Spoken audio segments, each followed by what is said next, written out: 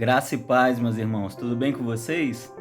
Páginas da Bíblia, e hoje nós vamos ver a leitura dos 3 últimos dias, né? Começaremos no capítulo 4 até o versículo de número 12 o primeiro livro dos Reis. No capítulo de número 4 a gente dá sequência à história do rei Salomão e a gente vê que ele começa a prosperar, né? O capítulo 4 basicamente é para falar sobre a prosperidade de Salomão. Lembre-se que a gente viu no último comentário que Deus perguntou para Salomão o que ele queria. Ele poderia pedir qualquer coisa e Deus daria. Ele não pediu riquezas, ele pediu sabedoria.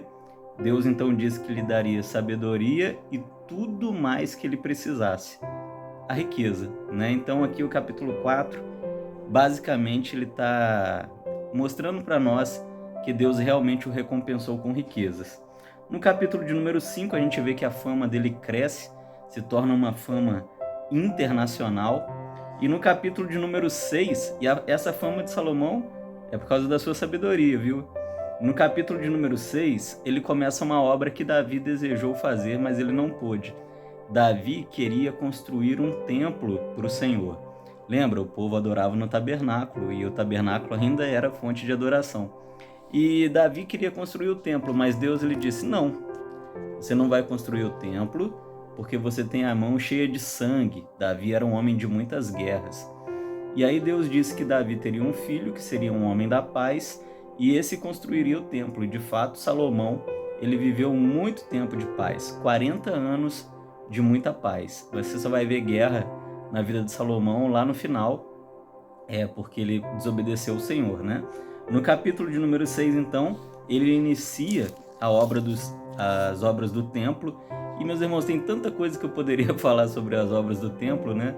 O templo, ele foi uma obra multimilionária, mas eu posso dizer também para você que no templo de Salomão se diz que começou a obra de arquitetura, se diz que ali começou o trabalho de serralheria.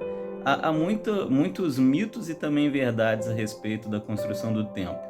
Se diz também que muitas peças do templo de Salomão eram peças de encaixe, então elas eram fabricadas em outro lugar e eram só encaixadas ali na montagem do templo, tudo feito com muita perfeição. A construção do primeiro templo é uma coisa muito intrigante, muito bacana mesmo de se estudar. No capítulo de número 7, a gente vai ver a continuação dessa obra, né, dessa construção, alguns detalhes. No capítulo de número 8, ele conclui a obra, dedica a obra ao Senhor. E a exemplo, né, do que acontece no tabernáculo, Deus ele toma aquele lugar e enche da sua glória ali naquele lugar. Um detalhe que eu quero fazer, meus irmãos, eles estão construindo o templo porque Deus questionou o povo, né? Vocês já estão aqui na Terra Prometida, vocês construíram suas casas, mas eu continuo na minha cabana.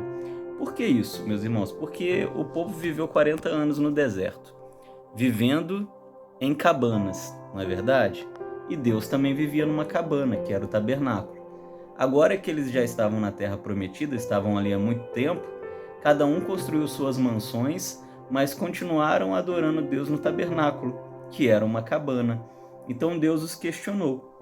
E aí o que a gente vai ver de interessante aqui é que Salomão ele vai realizar a construção do templo, mas a sua própria casa, que é o palácio, ele só vai acabar depois que ele acabar a construção da casa de Deus, né? Isso mostra ali um temor de Salomão comparado com o povo, né, que não estava nem aí para a casa de Deus. Então a gente vai ingressar um pouquinho no capítulo de número 9. No capítulo de número 9 a gente vê aí alguns eventos na vida de Salomão depois que ele terminou de construir o templo, né? E aqui o capítulo 9 fala especificamente da conclusão também do palácio.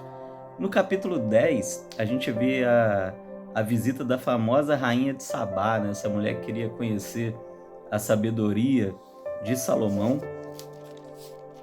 E tem muita coisa, né, que envolve também esse relacionamento de Salomão e da rainha de Sabá. Entramos no capítulo de número 11. Por que eu estou citando isso, né? Porque há um pensamento muito firme que Salomão, ele tinha muitas esposas, né, mas que a mulher que ele amava era a rainha de Sabá. Acredita-se, né, até que o livro de Cantares tenha sido escrito então para a rainha de Sabá. Chegamos no capítulo de número 11, e no capítulo de número 11 a gente vê que a queda de Salomão, né? Salomão, ele tinha um ponto fraco, um calcanhar de Aquiles, que era o quê? Na tradução a mensagem, ela é muito engraçada, né? No versículo 1 fala assim: o rei Salomão era louco por mulheres. Então ele tinha um monte de mulher. Mas uma das primeiras pagãs que ele casou foi a filha de Faraó. E aí, meus irmãos, olha que doideira, né? Deus, ele tirou o povo do Egito para o povo não se contaminar com aqueles deuses.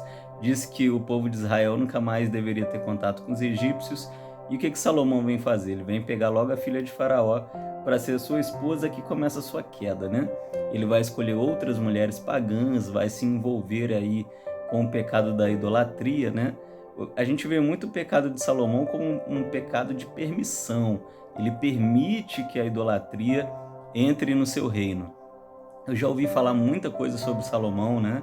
Hoje eu estava vendo alguns comentários sobre Salomão, e diz lá no judaísmo, em alguns livros, que Salomão, ele ficou tão louco, né, pela questão sexual, que ele teve muitas mulheres, isso a gente sabe, mas que ele cometeu até a homossexualidade. A Bíblia não fala nada disso, né? Então nós não cremos nisso, isso não é um registro bíblico, né?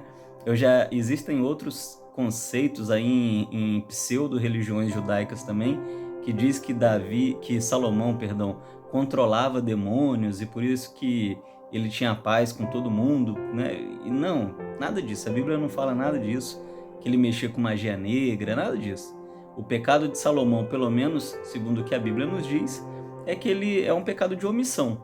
Ele permite que a idolatria entre ali dentro do templo, e talvez até tenha realmente se envolvido com a idolatria em certo grau. Eu fico intrigado e indignado, porque Salomão, ele ouvia literalmente a voz de Deus.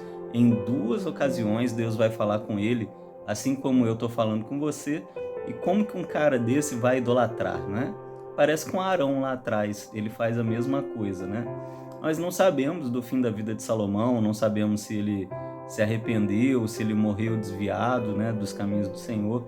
A Bíblia não fala. Esperamos nós que ele tenha tido tempo para se arrepender e voltado para os caminhos do Senhor.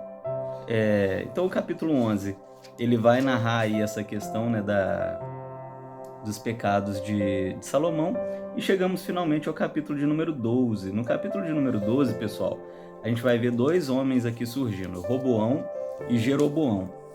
E esses camaradas aqui, eles vão entrar num atrito, né? Eles querem governar Israel, e aí a gente vai ver que Roboão, ele vai conseguir se tornar rei da tribo de Judá e de Benjamim, e que a tribo de Judá e de Benjamim vai acabar se juntando, vai ser chamado só de tribo de Judá, e Jeroboão vai governar todas as demais terras, que nós vamos chamar de Israel.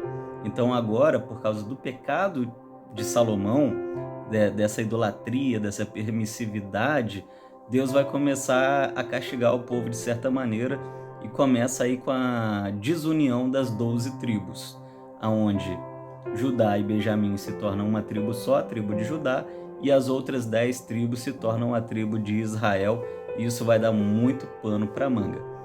A lição que eu tiro para nós hoje aí desses 3 últimos dias, né?